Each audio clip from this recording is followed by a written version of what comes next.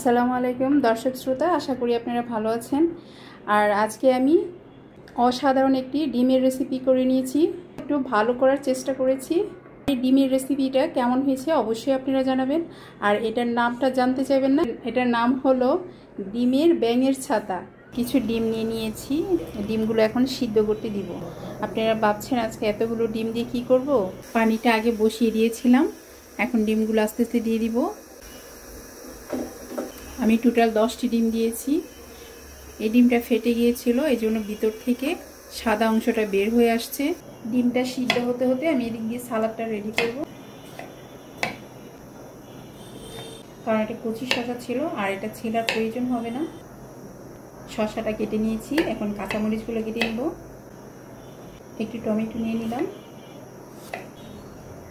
এটা পুরোটা লাগবে না তাই আমি অল্প করে নিয়েছি। গাজরগুলো কিউব করে কেটে নিয়েছি। কিছু ধনেপাতা নিয়ে নিয়েছি, এগুলো ছাদের ধনেপাতা ছিল, আমি ধুয়ে রেখেছিলাম তাই দেখতে একটু কালো হয়ে গেছে। এদিকে ডিমটা সিদ্ধ হয়ে গেছে, ডিমগুলো আমি ছেঁকে নিব। আনার নিয়ে নিয়েছি, আমার এতটুকুই হয়ে যাবে। আমি এখন মেয়োনিজ তৈরি করে নিব। ডিম নিয়ে নিয়েছি, ভিনেগার দিয়ে দিচ্ছি। ভিনেগারের বদলে আপনারা লেবুর রসও দিতে পারবেন। লবণ, চিনি দিয়ে দিচ্ছি, উঁচু করে পাউডার দুধ দিচ্ছি 2 চামচ, গোলমরিচ, এতটুকু তেল নিয়ে নিয়েছি। আর এটা আমি পুরোটা একসাথে দিব না, অল্প অল্প করে দিব। দেখিয়ে দিচ্ছি কেমন হয়েছে। এই যে এখন আমি আবার তেল দিয়ে দিব, করে নিব। অনেক সুন্দর হয়েছে। মেয়োনিজটা রেডি করে নিয়েছি, এখন সিদ্ধ ডিমগুলো ছিলে নিব। ডিমগুলো আমি ছিলে নিচ্ছি।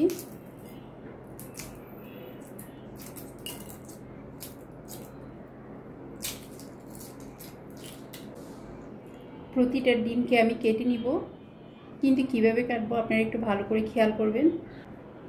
এতটুকু কেটে নিচ্ছি, বেশি কাটবো না, অল্প করে কাটবো। সবগুলা ডিম একটু বাড়তি করে কেটে নিলে আমাকে মাঝখান দিয়ে কাটতে হতো না, যেহেতু আমি একটু কম করে কেটে নিয়েছি। এখন আমার মাঝের দিক দিয়ে একটু ফাঁকা করে দিতে হবে কেটে। আর এইভাবে সবগুলো ডিমের কুসুম বের করে নিব। কুসুমগুলো আমি আলাদা করে নিয়েছি। আরও একটি ডিম কুচি কুচি করে নিয়েছি। ডিমের কুসুমগুলো আমি মেয়োনিজ দিয়ে মেখে নিব। অল্প করে মেয়োনিজ ডিমের কুসুমের সাথে দিয়ে দিয়েছি। ডিমের কুসুমগুলো মেখে নিব মেয়োনিজের সাথে। মেয়োনিজের সাথে ডিমের কুসুমটা মাখা হয়ে গেছে, এখন আমি সালাডটা রেডি করব। সালাডটার মধ্যে সামান্য একটু লবণ দিয়ে দিয়েছি, আর বাকি মেয়োনিজটা দিয়ে দিচ্ছি। তো শসা, কাঁচামরিচ, গাজর সবগুলো কেটে এটার সাথে বাকি ডিমগুলো দিয়ে দিচ্ছি কেটে রাখা। দেখতে পেরেছেন সালাদের সাথে শসা দিয়েছি, গাজর দিয়েছি, টমেটো দিয়েছি, কাঁচামরিচ দিয়েছি এবং কুচি করে রাখা ডিম দিয়ে দিয়েছি।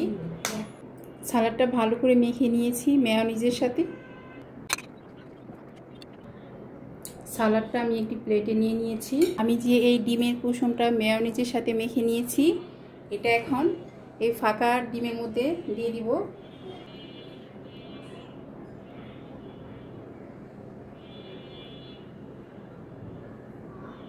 এভাবে প্রতিটা ডিম ভরাট করে নিব।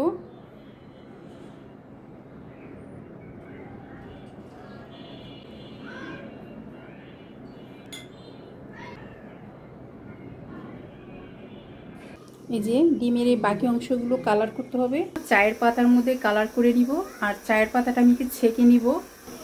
চায়ের পাতাটা আমি ছেঁকে নিয়েছি। এখন এই ডিমের বাকি অংশগুলো চায়ের পাতার পানির মধ্যে ঢেলে দিলাম। এগুলো কালার করে নিয়ে এসেছি চায়ের পাতা দিয়ে। কুসুমকে মেয়োনিজের মধ্যে মিশিয়ে নিয়েছিলাম, ওটা এভাবে দিয়ে দিব। তবে মাঝখানে একটু ফাঁকা রাখতে হবে।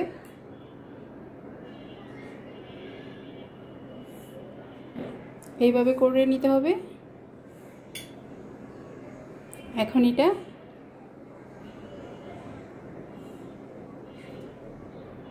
এটাও বসিয়ে দিচ্ছি। আপনারা বলেন আমার এই রেসিপিটা কেমন হয়েছে।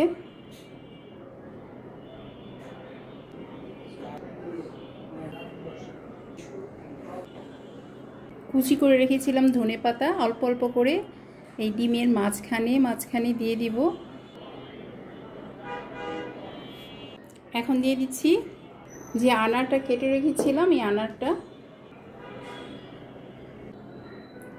আমার এই ডিমের রেসিপিটা কেমন হয়েছে আপনারা অবশ্যই বলবেন। ফাইনালি আমার এই ডিমের রেসিপিটা রেডি হয়ে গেছে।